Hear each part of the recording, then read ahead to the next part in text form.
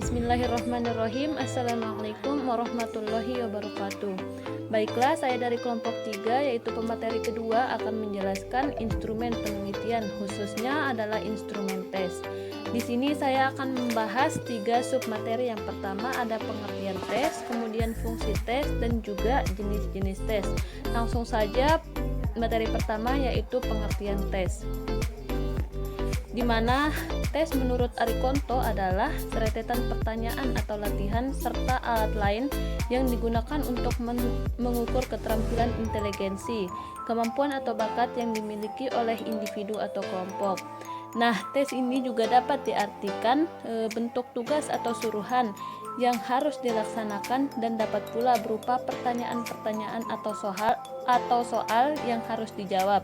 Adapun pelaksanaan tes ini dapat dilakukan secara lisan dan juga secara tes tulis.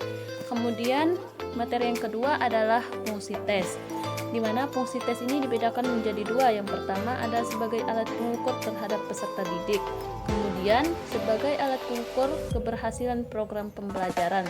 Nah, yang pertama adalah sebagai alat pengukur terhadap peserta didik, di mana tes ini berfungsi untuk mengukur tingkat perkembangan atau kemajuan yang telah dicapai oleh peserta didik setelah mereka menempuh proses belajar mengajar dalam jangka waktu tertentu.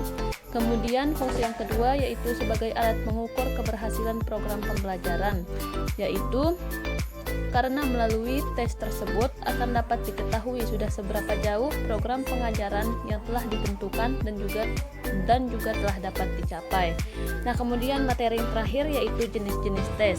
Jenis-jenis tes di sini dibedakan menjadi 6. Yang pertama ada tes inteligen, kemudian ada tes bakat, kemudian tes minat, kemudian tes kepribadian, kemudian tes perkembangan vokasional, dan yang terakhir adalah tes hasil belajar.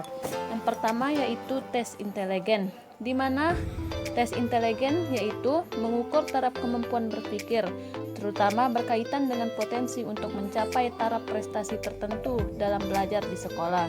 Nah, kemudian jenis data yang dapat diambil dari tes ini adalah kemampuan intelektual atau kemampuan akademik.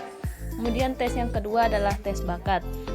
Tes bakat yaitu mengukur taraf kemampuan seseorang untuk berhasil dalam bidang studi tertentu.